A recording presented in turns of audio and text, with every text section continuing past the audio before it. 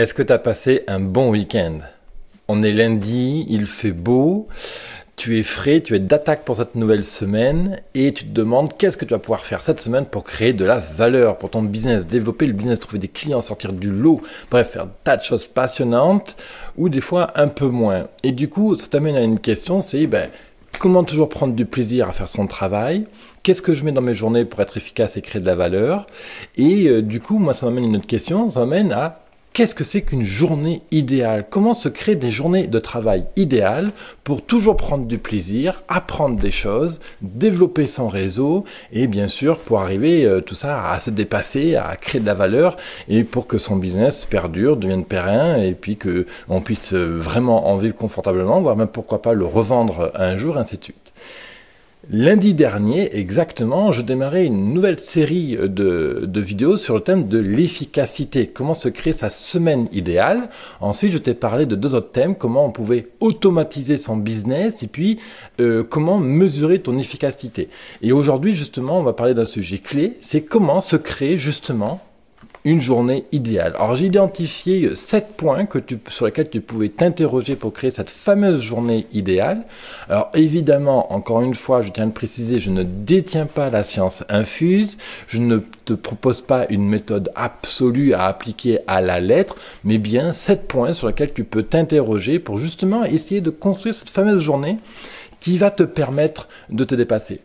Alors, je te propose de rappeler deux principes de base.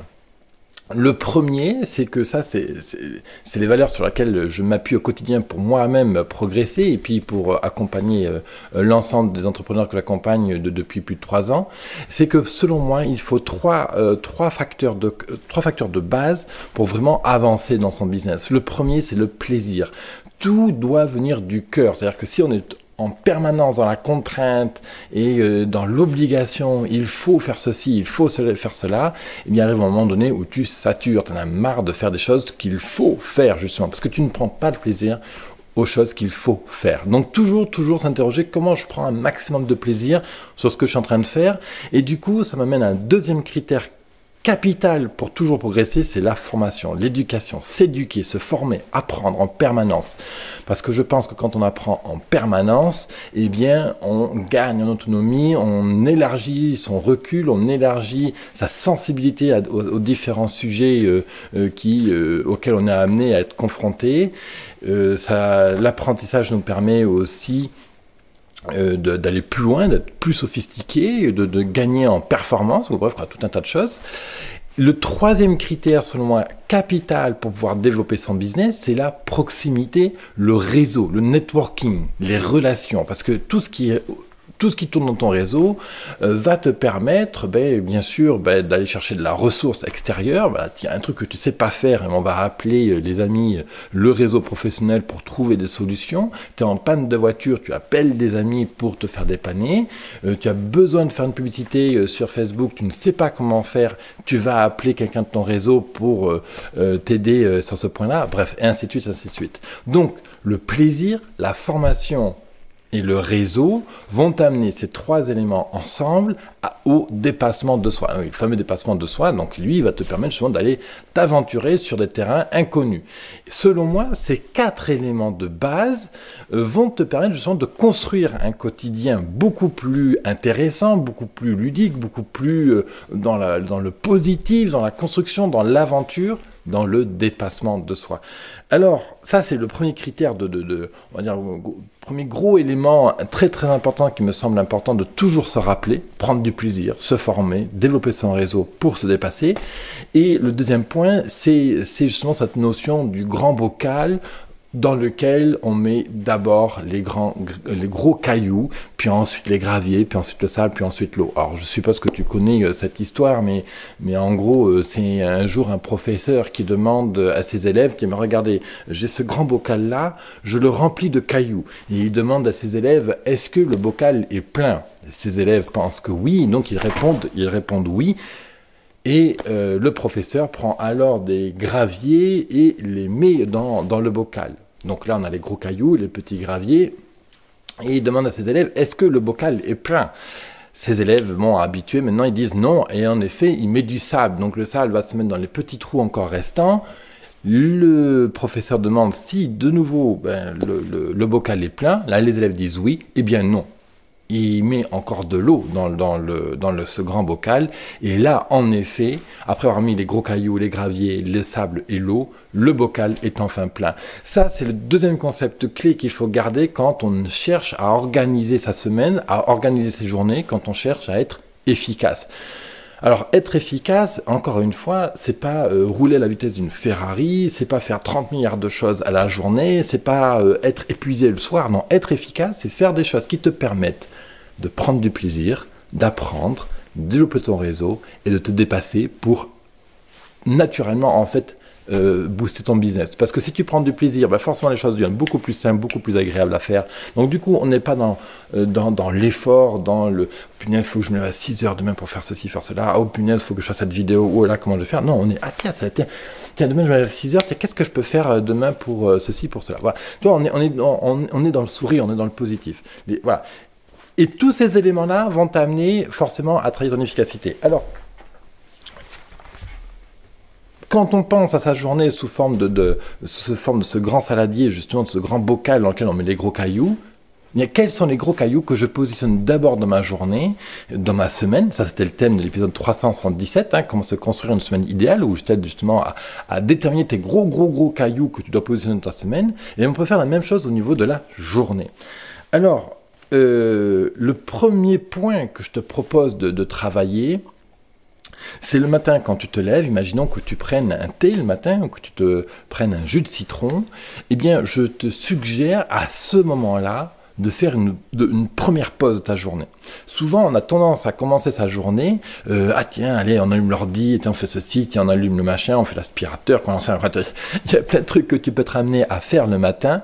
Moi, je te propose au contraire de commencer la journée par un travail de centrage sur soi. Une grande respiration, des grandes respirations profondes, on se pose. Si justement tu commences ta journée par boire quelque chose, et c'est fortement recommandé d'ailleurs de conseiller sa journée par boire un jus de citron par exemple, mais bon, ça c'est d'autres, on va parler sur le quotidien diététique, c'est pas le sujet, mais tu t'assois sur ton canapé, tu prends un papier et un crayon, et tu peux, si tu veux, lister les choses que tu aimerais faire aujourd'hui, sur lesquelles tu vas prendre du plaisir, les choses qu'il faut faire pour te former, développer ton réseau, te dépasser, des aventures à mettre en œuvre, etc. Et en faisant ce travail, je t'invite même à faire un travail de visualisation. Visualise comment ta journée va être aujourd'hui pour qu'elle soit réussie. Donc justement, tu t'assois dans ton canapé et tu visualises. Tu peux fermer les yeux, tu peux rester les yeux ouverts, tu peux le décrire sur un papier. Chacun sa méthode, tu peux imaginer les sons que tu vas entendre quand ta journée va être réussie, les images que tu vas voir, ce que tu vas ressentir au niveau du kiné. Bref, imagine ta journée, comment elle va être. Imagine ta journée réussie, je veux dire. Donc, qu'est-ce que tu vas ressentir, qu'est-ce que tu vas voir, qu'est-ce que tu vas entendre, qu'est-ce que tu vas faire. Le deuxième point que je te propose, évidemment, si tu as appliqué mon modèle que je t'ai proposé dans l'épisode de la semaine idéale, l'épisode 377, tu as sélectionné normalement un certain nombre de blocs à faire chaque jour. Donc on avait le bloc stratégie, le bloc web marketing, on avait par exemple un bloc veille développement, relations clients, prospection, bref, tu as les différents blocs. Donc quel est le bloc aujourd'hui que tu vas gérer? Donc prends ce bloc-là et normalement, si tu as appliqué la méthode que je te propose, tu as une to-do list précise, développée par rapport à ce bloc. Imaginons qu'aujourd'hui on est dans le bloc relations clients et tu as listé toute une liste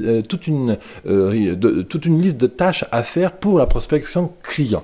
Sur cette liste de tâches, je t'invite à en sélectionner 4, 5, 6 par exemple, que tu vas faire aujourd'hui, sur lesquelles tu vas prendre du plaisir, ou peut-être un peu moins, mais sur lesquelles tu sais que tout de suite tu es positif, tu vas prendre du peps, de cette énergie matinale pour réaliser ces tâches-là. Donc sélectionne ces tâches et je t'invite à évaluer le temps qu'elles vont prendre et les résultats à obtenir. Si imaginons que tu as 10 contacts à contacter par téléphone, admettons, imagine que tu vas positionner 5 minutes par appel et imagine les résultats que tu vas obtenir pour chacun de ces appels. Imaginons que dans ces 10 contacts à appeler, il y en ait par exemple 2 ou 3 qui soient des contacts plutôt récalcitrants ou sur lesquels il y a beaucoup d'enjeux. Imaginons que tu as un contrat de 30 000 € à valider pour chacun de ces contacts. Et tu te demandes, qu'est-ce que tu vas pouvoir leur dire? Tu peux te sentir peut-être pas légitime, ou peut-être apeuré, peut-être. Ces contacts sont peut-être impressionnants. Ok, alors, Monsieur Durand, la dernière fois, il m'avait dit qu'il adorait le rugby. Ah bah tiens, hier c'est drôle, j'ai vu une émission de rugby en allant chez ma voisine Gertrude. Tiens, ouais, ah bah tiens, ah oui, tiens, et puis il y avait le joueur Y là qui faisait ça. Bah tiens, bah voilà, on va commencer de l'appel avec cette phrase, avec ce truc que j'ai vu hier sur le match de rugby. Voilà. Et tu vas visualiser comment tu vas pouvoir faire chacun de ces appels et comment ces appels vont être successful, une réussite. Tu vois, je t'ai invité à commencer ta journée par une visualisation globale. Ta journée, comment cette journée dans son ensemble va être réussie. Et je t'invite maintenant à visualiser comment chacune de ces tâches vont être réussies, j'en sais rien. Le français, des fois, tu sais, j'ai l'impression, des fois, de ne pas avoir appris le français en France. Alors, je fais plein de fautes de grammaire, de machin, mais c'est pas grave. Ce qui compte, c'est le fond. Donc voilà. On visualise le résultat de chacune de ces tâches, on évalue le temps. Alors c'est très difficile au début quand on n'est pas habitué à évaluer le temps, mais pose un temps, 5 minutes par contact. Et si tu vois que tu mets systématiquement 10 minutes par contact, eh bien c'est pas grave. La prochaine fois, tu sauras, tu auras appris, formation, qu'il faut 10 minutes par contact. Le troisième point que je vais te proposer, alors là on quitte un peu le domaine de la journée en elle-même, hein, on est dans l'épisode de comment se créer une journée idéale, c'est d'arrêter, encore une fois, je le répète parce que c'est tellement important, de se comparer aux autres. Ne t'imagine pas de devoir être le PDG de surperformant à la vitesse d'une Ferrari comme le serait le PDG de Total ou d'une grande boîte comme ça que tu peux admirer ou suivre. Tu n'es pas le PDG de Total. Je ne suis pas le PDG de Total. On n'en a rien à péter d'être performant, en fait. Ce qui compte, c'est prendre du plaisir, d'apprendre, de développer son réseau et de se dépasser pour aller au-delà de soi-même. Tu as peur d'appeler tes clients, et ce sera le défi du jour. Ce défi-là va te permettre de te dépasser, d'apprendre et de prendre du plaisir parce que tu te seras dépassé. Tu vois l'idée? Voilà. Donc ne te compare pas à tes voisins ou à un entrepreneur de proximité que vraiment tu as l'impression qu'il bosse comme un malade compagnie. Bosser comme un malade, tu sais, c'est pas la solution. En règle générale, un entrepreneur qui fait trop d'heures dans sa semaine, c'est le symptôme d'une mauvaise organisation, d'un travail pas performant ou d'un manquement dans la réflexion générale du temps de travail et de l'exécutif. Quatrième point que je vais te proposer, au début, on a l'impression que devoir se construire une semaine idéale, ses journées idéales, comment automatiser son business, mesurer son efficacité, on a l'impression que c'est de la contrainte, une obligation, qu'il faut s'imposer une discipline, qu'il faut se sacrifier. Non, pas du tout.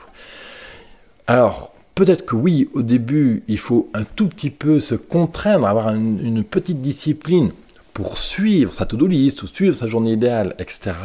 Mais l'idée, c'est qu'à force d'appliquer cette routine quotidienne, cette logique d'organiser ces semaines et ces journées sous forme de quels sont mes gros cailloux, mes graviers, mon sable et mon eau, eh bien ça devient une logique, ça devient naturel. Donc le but, c'est au début, oui, peut-être une toute petite discipline, mais il faut garder du plaisir. Il faut garder du plaisir à faire cette discipline parce qu'on sait qu'on va avancer grâce à ça. Et demande-toi comment tu peux trouver du plaisir à travers cette discipline d'organisation. Quels sont les bénéfices? Quels intérêts tu as à faire ça? Quels intérêts tu as à t'appliquer cette petite discipline pour gagner en performance? Quel intérêt tu as, toi, personnellement, dans ta vie, concrètement?